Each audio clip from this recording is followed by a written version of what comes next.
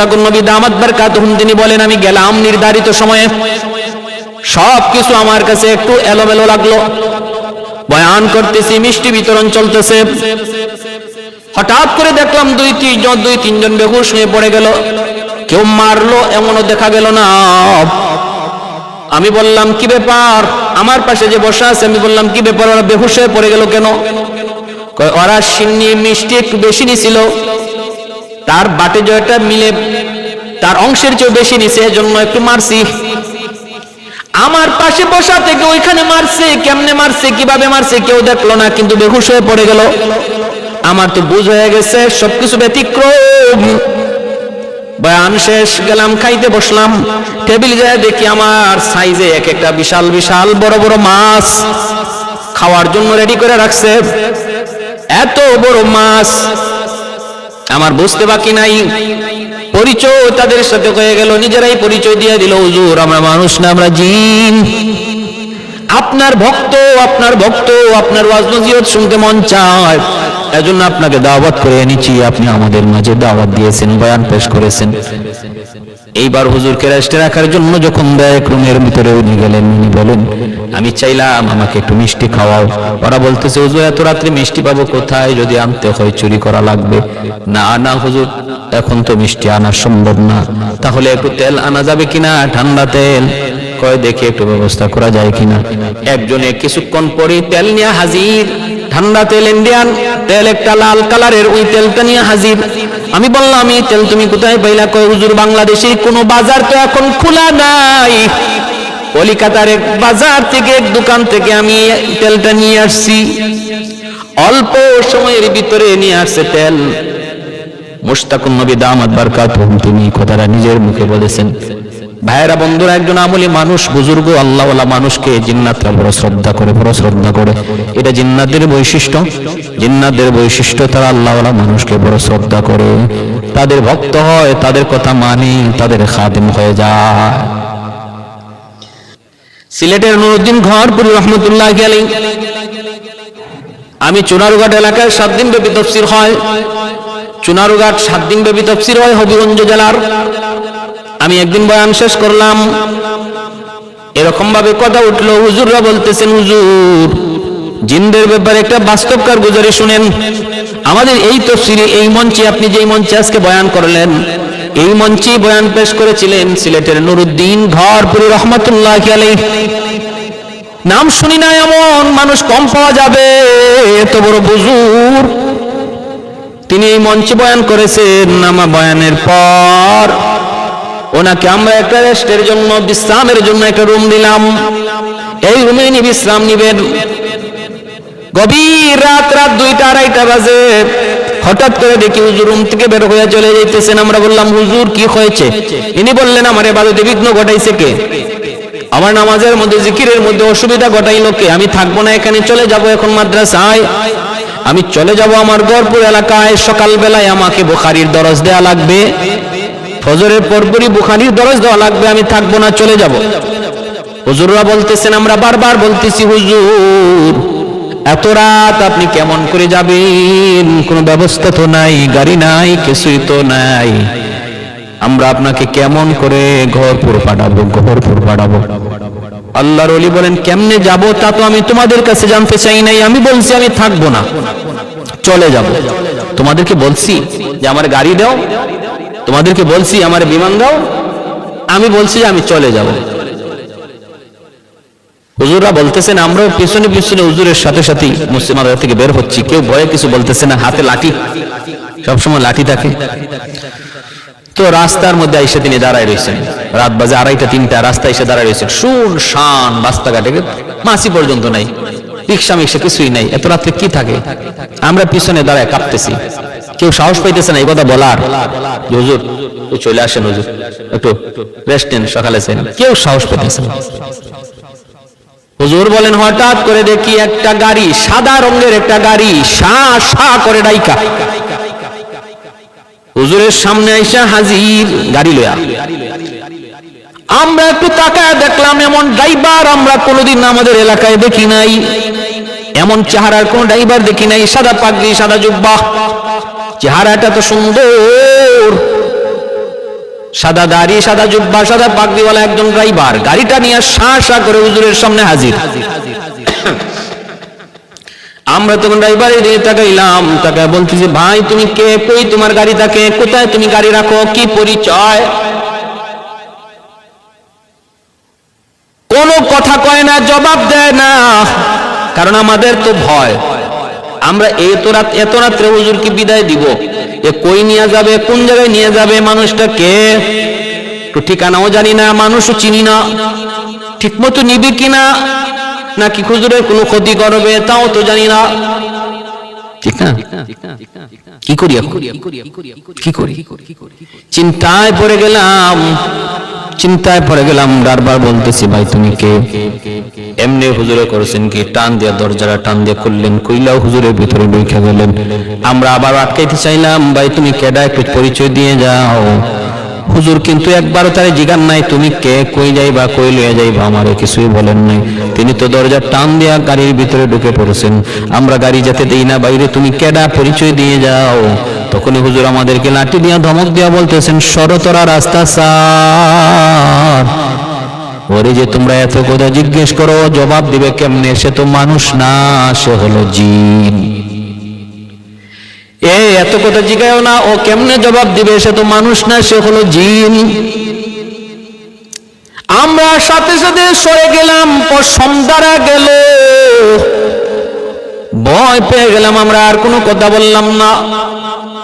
তারপরেই আমরা খবর নিলাম, সকালবেলায় ফোনে খবর নিলাম, হুজুরে ফজরের আগে যায় তিনি মাদ্রাসায় হাজির, ফজরের নামাজ পড়িয়া তিনি বুখারীর দরস দেওয়া শুরু করেছে।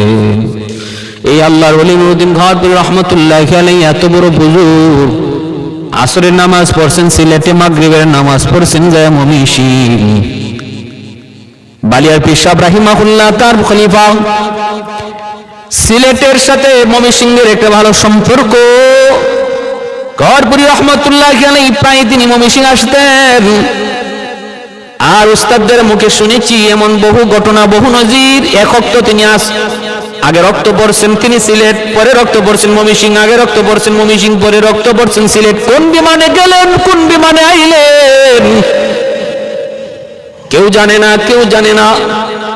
এজন্য এই জিন্নাতরা আল্লাহ ওয়ালাদেরকে খুব শ্রদ্ধা করে, ওদের খাদেম হয়ে যায়, যেখান থেকে খুশি সেখানে নিয়ে যায়। কোনো বিমান লাগে না, এয়ারলাইন্স লাগে না। ভাইরা বন্ধুরা, জন্য বলতেছিলাম, ভালো করে খেয়াল করে শুনেন রে আল্লাহর বান্দা। আল্লাহ পাক বলেন, ওয়ামা খালাকতুল জিন্না ওয়াল ইনসা ইল্লা লিয়াবুদুন। আমি আল্লাহ মানুষ এবং জিনকে শুধু সৃষ্টি করেছি আমার ইবাদতের জন্য। এজন্যই মুশতাকুন নবী দামাত বারকাতুহুম তিনি বলেন, মুহূর্তের ভিতরে কলকাতা থেকে তার জন্য তারা তেল আইনা দিয়ে দিল। নোয়াখালী লুৎফুর রহমান সাহেব এখনো দুনিয়ায় জীবিত, ওনার জবানেও শুনেছি। রায়পুর আলিয়া মাদ্রাসায় তিনি যখন কামিল পড়েন, ওনার ক্লাসমেট ছিল এক জিন, নাম ছিল সাইফুল ইসলাম। ইনি নিজে বলছেন অনেকদিন পর্যন্ত তার সাথে ওনার সম্পর্ক ছিল, জানতেন না সে জিন। দুজন এক বাড়িতেই লজিং থাকতেন, একই বিছানায় শুইছেন বহুদিন। এজন্য বলি, সাবধান, মসজিদের ভিতরে বেয়াদবি করবা না, মসজিদের ভিতরে দুষ্টামি করবা না, মসজিদের ভিতরে আল্লাহর সাথে গুস্তাখি করবা না। কারণ তোমার পাশে যে নামাজে দাঁড়াইছে মানুষের বেশে, মনে কইরো না সে মানুষ, সে জিনও হতে পারে। মাদ্রাসায় তুমি পড়তেছো রে আল্লাহর গোলাম, পাশের ছাত্রটা মনে করতেছো মানুষ, কিন্তু মানুষ নাও হতে পারে, জিনও হতে পারে, সে তোমার ক্ষতি করে ফেলবে। যদি তুমি উস্তাদের সাথে বেয়াদবি করো, কিতাবের সাথে বেয়াদবি করো, মাদ্রাসার সাথে বেয়াদবি করো, অন্যায় কাজ করো, মসজিদে যদি বেয়াদবি করো, ক্ষতি হয়ে যেতে পারে। লুৎফুর রহমান সাহেব তিনি কি বলছেন? ইনি বলতেছেন, আমি শুধু আপনাদেরকে দেখাইতেছি যে আল্লাহর কোরআন তো বলে জিন আছে, হাদিস তো বলে জিনের বাস্তবতা আছে, বিজ্ঞান বলে জিন বলতে কিছু নাই। আর বাস্তব কিছু ঘটনা শোনাইতেছে, আল্লাহর কোরআন আর নবীর হাদিসের সাথে বাস্তব কিছু ঘটনা জিন্নাতের। ইনি নিজে বলতেছেন, কামিল পরীক্ষা দিলাম, পরীক্ষা দেওয়ার পরে সাইফুল ইসলাম নাই। উস্তাদরা বলতেছেন কই গেল। আমরা এখনো বের হই নাই, 1 ঘন্টা বাকি রয়েছে এখন পরীক্ষা দেওয়ার শেষ হওয়ার। এর ভিতরে সাইফুল 1 ঘন্টা আগে পরীক্ষা দিয়ে বের হয়ে গেছে। এখন ব্যাপার কি কই গেল? নোয়াখালী লুৎফুর রহমান সাহেব দামাত বরকাতুহু, বহুত বড় একজন আলেম, বহুত বড় একজন চিন্তাবিদ, বহুত বড় একজন গবেষক, মাশাআল্লাহ বৃদ্ধ বয়স পর্যন্ত দ্বীনের খেদমত করতেছেন। সুন্দর সুন্দর কথা বলেন, গবেষণামূলক কথা বলেন, তার কথাগুলো আমার খুব পছন্দ হয়। তো তিনি বলতেছেন, তো এখন সে কোথায় গেল? তালাশ করা শুরু হয়েছে। পরে খবর পাওয়া গেল এই মাদ্রাসার নাজিম সাহেব, ইনি সিলেট গেছিলেন একটা কাজে। দরগা মসজিদে মাজার মসজিদে তিনি নামাজ পড়লেন। নামাজ পড়ে তিনি সালাম ফিরে দেখেন সাইফুল, কিরে তুমি এখানে আসছো, ঘটনা কি? পরীক্ষা দাও নাই? হ্যাঁ হুজুর, আমি তো পরীক্ষা দিছি। পরীক্ষা দিছো মানে? এখনো তো পরীক্ষার টাইম শেষ হয় নাই, আরো 1 ঘন্টা বাকি আছে। এখানে তুমি কেমন করে, সিলেটে কেমন করে? হুজুর এই তো মাত্র আসলাম।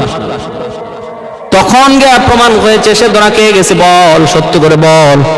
পরিচয় তখন পাওয়া গেছে সে একজন জিন। সে নিচেও বলেছে জিন, মানুষ নয়। এতদিন পর্যন্ত মানুষের বেশ ধরে আমাদের সাথেই চললো। লুৎফুর রহমান সাহেব বলেন, আমি আরাফার মাঠে হঠাৎ করে দেখি আমারই জড়ায় ধরছে, সালাম দিছে। কে রে তুই? কই ভাই আমারে চিনো না, আমি সাইফুল। বাইরে তুই আমারে স্যার, তোরে তো চিনি, কিন্তু আগে যদি চিনতাম তোরা মিশতাম না, ভয় পাইতাম। এজন্য ভাইয়েরা মনে রাখবেন, আমার জীবনের একটা বাস্তব ঘটনা শোনাই। সিলেটের বালাগঞ্জ এলাকা, নাম শুনেছেন হয়তো বা অনেকেই। ওই বালাগঞ্জে হামসাপুর একটা এলাকা, হামসাপুর কুশিয়ারা নদীর পারে এই গ্রামটা। এই কুশিয়ারা নদীর পারে হামসাপুর একটা মাদ্রাসা আছে, প্রাচীনতম একটা মাদ্রাসা, যে মাদ্রাসায় রমজান মাসে সরফ নাহু পড়ানো হয়। অনেক দূর দূরান্ত থেকে অনেক ছাত্র সরফ নাহু ট্রেনিং নেওয়ার জন্য তারা পড়তে আসে। এই হামসাপুর মাদ্রাসার একজন মুহতামিম, আল্লাহর বহুত বড় ওয়ালি। আজ তিনি দুনিয়ায় নাই। তিনি একজন জন্ম অন্ধ ছিলেন, চোখে দেখতেন না। তিনি জন্ম অন্ধ কিনা জানি না, তিনি জন্ম অন্ধ ছিলেন কিনা জানি না, তবে আমরা পাইছি তিনি অন্ধ, চোখে দেখতেন না। কিন্তু বহুত বড় ওয়ালি, বহুত বড় বুজুর্গ, বহুত বড় আলিম। আমি তখন পড়ি সিলেটের কাতিয়া মাদ্রাসায়, জগন্নাথপুর কাতিয়া মাদ্রাসায় পড়ি। কাতিয়ার শেখ সাহেব রাহিমাহুল্লাহ, শাইখ আমিনুদ্দিন রাহিমাহুল্লাহ, তখন তিনি জীবিত। কুতবুল আলম, মুজাহিদে মিল্লাত, কুতবে জামান, আমার শাইখ মুর্শিদ শেখ আমিনুদ্দিন রাহিমাহুল্লাহ। আল্লাহ হযরতের মাকবারাতে জান্নাতের আলা মাকাম বানায় দিন। ঈদুল ফিতরের দিন দুনিয়া থেকে বিদায় নিছেন। বহুত বড় বুজুর্গ, বহুত বড় আল্লাহ ওয়ালা কুতবুল আলম শেখুল ইসলাম হুসাইন আহমদ মাদানী রাহমাতুল্লাহি আলাইহি। কি পরিমাণ ফেদার, কি পরিমাণ পাগল যে ছিলেন, আমরা নিজের চোখে দেখছি। ফজরের নামাজটা পড়ে মিম্বরে বসে যেতেন, মিম্বরে বসেই হাউমাউ করে কাঁদতেন আর বলতেন, বাবারা আজ রাত আমি কুতবুল আলমকে স্বপ্নে দেখেছি, আমার মাদ্রাসায় এসেছেন, আমার হাত ধরে মাদ্রাসা ঘোরাইছেন, আর আমাকে বলছেন এখানে এই হবে, ওখানে ওই হবে। কুতবুল আলমের বাতানো অনুযায়ী কাতিয়া মাদ্রাসার দাওরা হাদিস যেখানে হবে, মাতবাহ কোথায় হবে, মসজিদ কোথায় হবে, সেই অনুপাতেই সেই আঙ্গিকেই কাতিয়া মাদ্রাসা তৈরি করা হয়েছে। এতটা পাগল, এতটা আশিক, এতটা দেওয়ানা আমার চোখে আর নজরে পড়ে নাই। শাইখ কাতিয়া রহমতুল্লাহি আলাইহির মতো কুতবুল আলমের প্রতি কি পরিমাণ ভালোবাসা। নামটা শুধু খালি বলতেন কুতবুল আলম, এরপরে আর বলতে পারতেন না, শুধু কান্না আর কান্না, শুধু কাঁদতেন, শুধু কাঁদতেন। চোখগুলা ফুলে গেছিল কাঁদতে কাঁদতে, পানি বেয়ে বেয়ে পড়ার একটা নালা তৈরি হয়ে গেছিল চোখ দিয়া।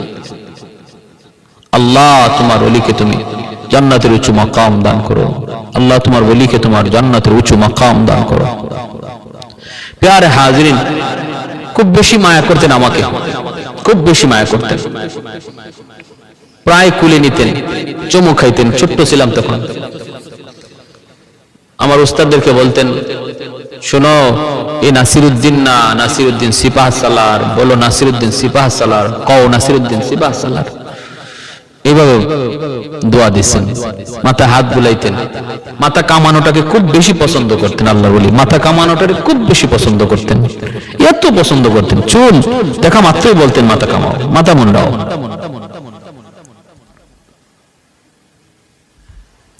ভাইয়ের আমার, তো আল্লাহর ওলি ওনার মাদ্রাসায় যখন আমরা পড়ি, তখন ওই বছর রমজান মাসে ওনার নাতি, আমার ক্লাসমেট শাইখুল হাদিস আল্লামা মঞ্জুরুল ইসলাম, আর ওনার ছেলে, ছোট্ট ছেলে শাইখ ইসহাক আমিনী, আমরা কয়েকজন তখন ওই হামসাপুর গেলাম সরফনাহুর ট্রেনিং নেওয়ার জন্য।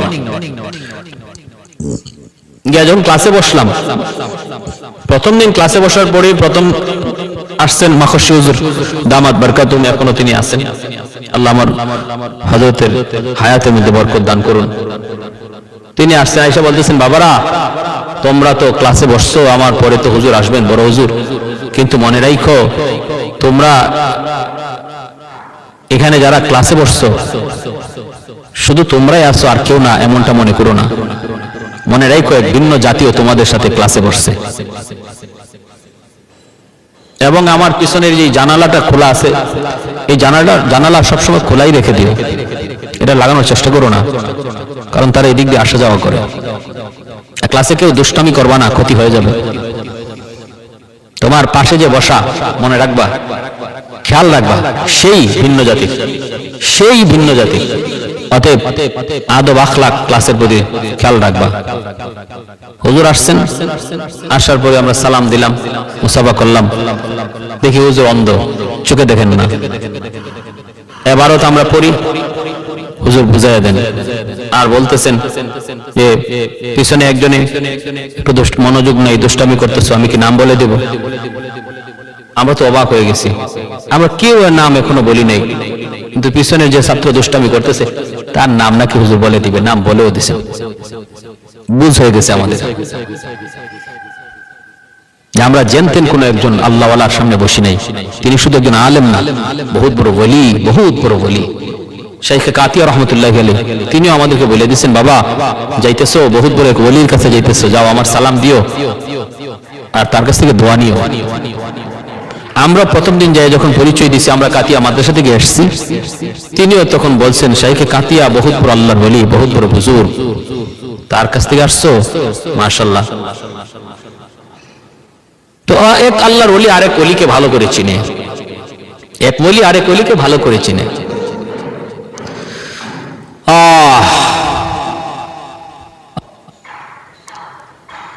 তো এভাবেই চলছে, ক্লাস চলছে। প্রায় সময় আমি কিতাবের ইবারত পড়তাম। তো একদিন আমরা এশার নামাজ পড়া, তারাবির নামাজ পড়া, লজিকের মধ্যে খাওয়া দাওয়া করে এক জায়গায় বসা। ভাইরা বন্ধুরা মনে রাখবেন, আমি বলি শুনেন, ওই এলাকার যত জিন্নাত আছে সমস্ত জিন্নাতদের বিচার করেন হুজুর। বড় হুজুরের কাছে রাত 12টার পরে জিন্নাতদের বিচার বয়, আর জিন্নাতদের ভিতরে যত সমস্যা আছে সমাধান করে দেন হুজুর। এজন্য রাত 12টার পরে আমরা হুজুরের কাছে কেউ থাকতে পারি না, কেউ খেদমতের জন্য থাকতে পারি না, তিনি বের করে দেন। 12টা বাজলে পরে তিনি বের করে দেন। ঘরটা ছিল ভাঙ্গাচোরা ঘর, কত মুরিদ বলছে হুজুর ঘরটা সুন্দর করে দেই, পাকা করে দেই, কিন্তু তিনি পাকা করতে রাজি না। বৃষ্টি আসলে বৃষ্টির পানি পড়ে, কত লন্ডনী কত কোটিপতি ওনাকে ঘর বানিয়ে দিতে চাইলো, ঘর নিতে চান না, ভাঙ্গাচোরা ঘরের ভিতরেই থাকেন। আর রাত 12টার পরে বসে ওনার রাজত্ব, সিংহাসনে উনি বসেন, জিন্নাতদের বিচার করেন। ভাইরা বন্ধুরা, এক রাত এমন ঘটছে, আমি গেলাম, বড় উদ্দেশ্য করে গেলাম, হুজুরের কাছে আজকে থাকবো, খেদমত করবো, রাত 12টার পরে আসবো না। বসা আছি, খেদমত করতেছি, কথা বলতেছি, হুজুর আমাকে বিভিন্ন কিতাবের কথা বলতেছেন। হঠাৎ করে বলতেছেন, বাবা কয়টা বাজে? আমি বললাম হুজুর 11টা, 11:30 হয়ে গেছে। এইবার তিনি বলতেছেন, বাবা দেরি করো না, চলে যাও। আমি বললাম হুজুর না, যাব না, আমি থাকবো। তখন মুচকি হেসে বলতেছেন, বাবা নাসির, ভয় পাবা, ভয় পাবা, যদি ভয় না পাইতা তাহলে রাখতাম। তুমি ভয় পাইবা, টিকতে পারবা না, অসুস্থ হয়ে পড়বা, যাও চলে যাও।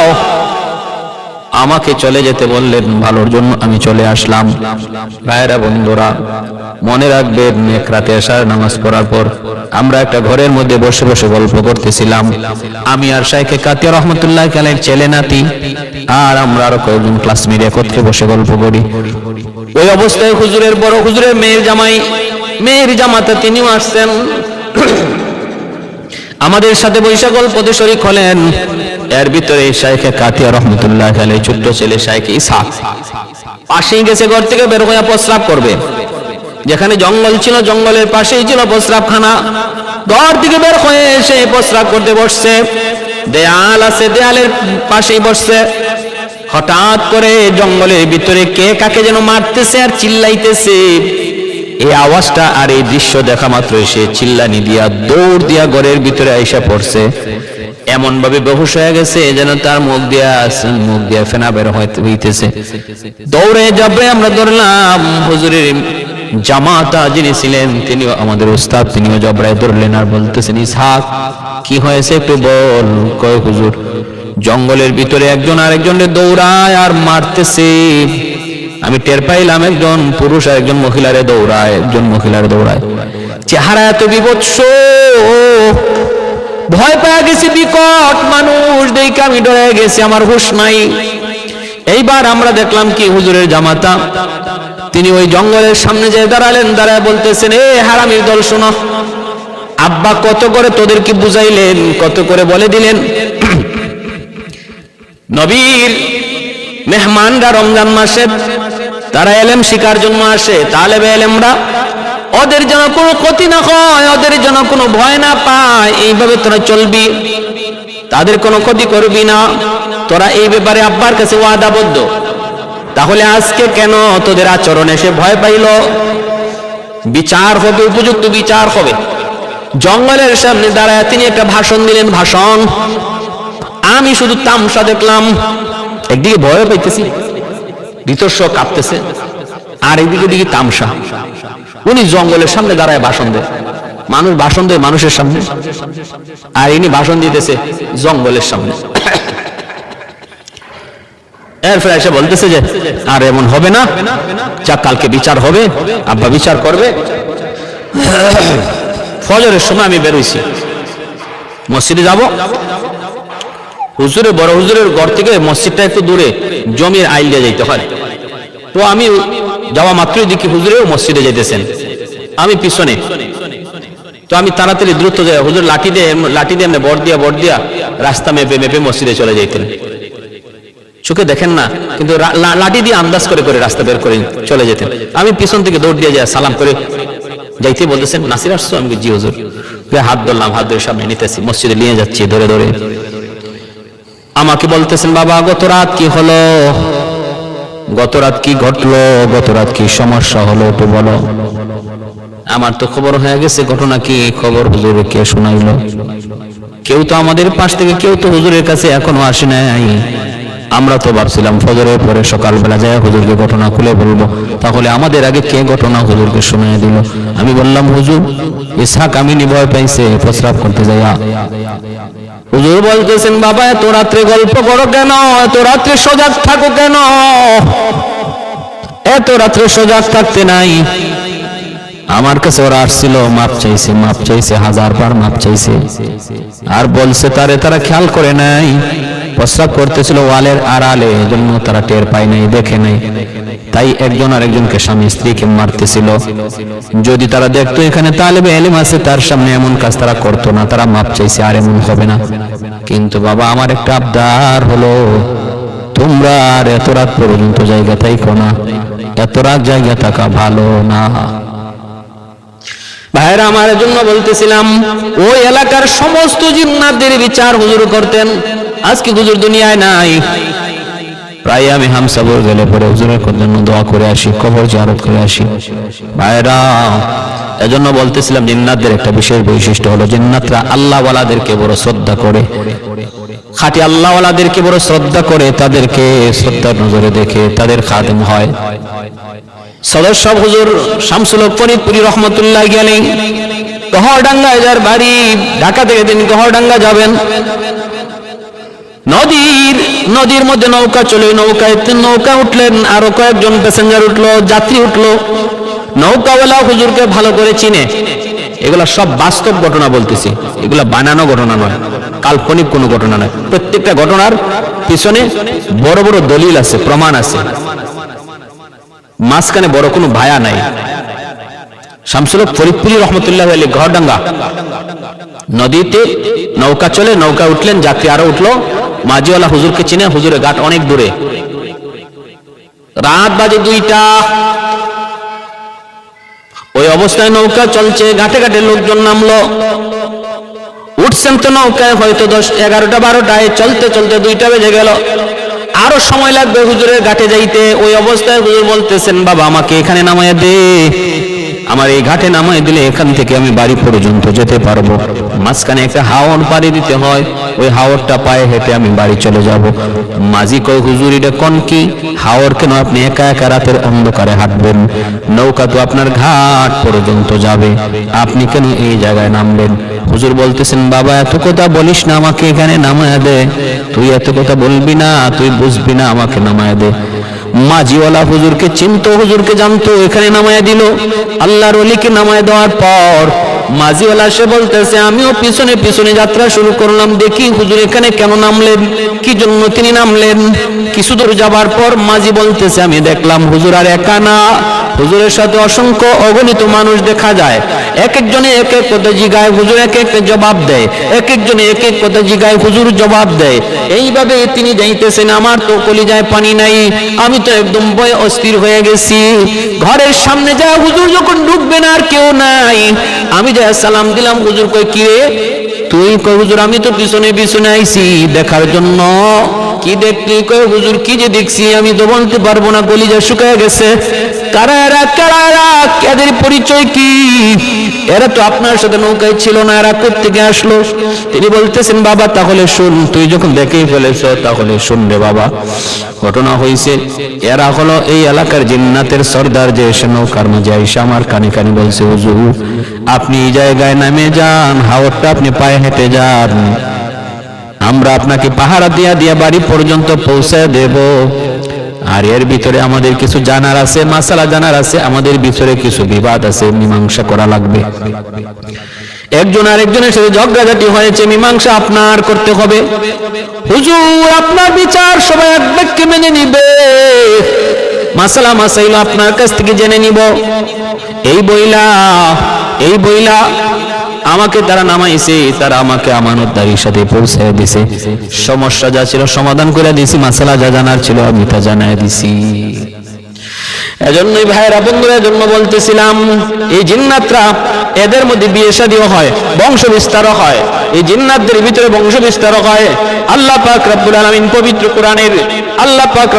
পবিত্র কোরআনের সূরা রহমানে বলেন, ফীহিন্না কাসিরাতুত তরফি লাম ইয়াতমিসুহুন্না ইনসুন ক্বাবলাহুম ওয়ালা জান। আল্লাহ পাক রব্বুল আলামিন জান্নাতের হুরদের ব্যাপারে বলেন, হুরেরা হলো এমন, এই হুরদেরকে জান্নাতীরা জান্নাতে যখন পাবে, এর আগে তাদেরকে কোনো মানুষ স্পর্শ করে নাই, কোনো জিন্নাত স্পর্শ করে নাই। তাহলে আল্লাহ পাকের এই কথায় বোঝা গেল, মানুষ যেমন ভাবে মানুষ স্বামী স্ত্রীর মধ্যে মিলন হয়, জিন্নাতের মধ্যেও এমন মিলন হয়, জিন্নাতের মধ্যে বিয়ে শাদী হয়, আর এর দ্বারা তাদের মধ্যে সন্তানাদিও হয়, সন্তানাদিও বিয়ে শাদীর মাধ্যমে হয়। আর এক আয়াতে আল্লাহ পাক রব্বুল আলামিন সন্তানাদির কথাও বলেছেন। ক্ষমতা কেমন? ক্ষমতা হলো এরা যে কোনো মুহূর্তে যে কোনো সুরত ধরতে পারে, তারপরে যেখানে ইচ্ছা সেখানে চলে যেতে পারে, তারপরে বড় বড় স্থাপনা তৈরি করতে পারে, মানুষের অন্তরে ওয়াসওয়াসা দিতে পারে, মানুষের অন্তরে ওয়াসওয়াসা দিতে পারে এই জিন্নাতে। এবং দুর্বলতা কি? দুর্বলতা হলো এরা একটা নির্দিষ্ট সীমানা পর্যন্ত উপরে উঠতে পারে, এর বেশি উপরে উঠতে পারে না। নবীদের মতো মুজিজা জিন্নাত পারে না। আর তাদের বহুত বড় দুর্বলতা হলো এরা আল্লাহওয়ালাদেরকে বড় ভয় পায়। রশিদ আহমদ গাঙ্গুহি রহমতুল্লাহ আলাইহি এক বিরান ভূমি, একটা বাড়ি, যে বাড়িতে কোনো মানুষ নাই, শুনশান, এই বাড়িতে তিনি গেলেন। রশিদ আহমদ গাঙ্গুহি রহমতুল্লাহ আয়াতে রশিদ আহমদ গাঙ্গুহি রহমতুল্লাহ আলাইহি তিনি ওই বিরান ভূমিতে, বিরান বাড়িতে যায়া চিন্তায় পড়ে গেলেন যে এত সুন্দর একটা বাড়ি, কোন মানুষজন কেউ নাই, ঘটনা কি? আচ্ছা 2 রাকাত নামাজ পড়ি। তিনি ওই 2 রাকাত নামাজ পড়লেন। 2 রাকাত নামাজ পড়া তিনি এবার সালাম ফিরাইয়া খালি আল্লাহর কাছে মুনাজাত করবেন। এমনি দেখা যায় মানুষ বেশে একটা লোক ওনার পাশে এসে কাঁদতেছে। তিনি বলতেছেন, কে তুমি, কেন কান্না করো?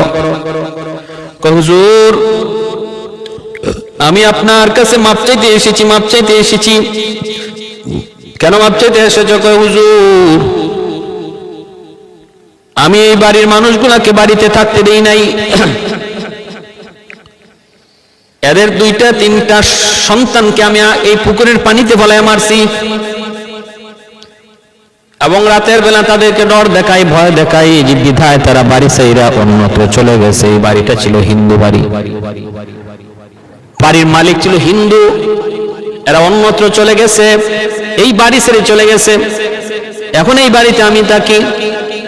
এখন আমার ভয় হইতেছে, আপনি নামাজ পড়ে যদি আল্লাহর কাছে জিজ্ঞেস করেন, মালিক, এই বাড়ির মালিক কোথায়, বাড়ির মানুষ কোথায়, তাহলে আমার অপরাধ ধরা পড়ে যাবে, আমি তো অপরাধী ধরা পড়ে যাব, আমার তো বিচার হবে। এই ভয়ে আমি আপনার কাছে সাথে সাথে আমার অপরাধের কথা স্বীকার করে নিয়েছি। হুজুর, আমি তওবা করলাম, আপনি আর হাত উঠে আল্লাহর কাছে জানতে চাইেন না। আমি এখন থেকে এই এলাকা ছেড়ে চলে যাব, এই বাড়ি ছেড়ে চলে যাব, আমি আর কোনোদিনই বাড়িতে আসবো না। হুজুর, আপনি আমাকে মাফ করুন। হুজুর বলেন, তুমি থাকো, বাড়িওয়ালাকে ডাকি, ওর কাছে মাপ চাও, তারপরে চলে যাও, ওরা যেন আর কোনো ভয় না পায়। বাড়িওয়ালাকে ডাকলেন, ডাইকা তিনি কারণ জানতে চাইলেন। বাড়িওয়ালা কয়, আমার 3টা সন্তান এরকম পানিতে পড়ে মারা গেছে। বলতেছে, মারছে, এ হলো জিন, তোমাদের কাছে মাপ চাইতেছে, মাপ চাইতেছে, আর জীবনে কোনোদিনই বাড়িতে আসবে না, এই বাড়ির মানুষের সাথে বেয়াদবি করবে না। তোমরা এই বাড়িতে নিশ্চিন্তে নিরাপদে থাকতে পারো, নিশ্চিন্তে নিরাপদে থাকতে পারো।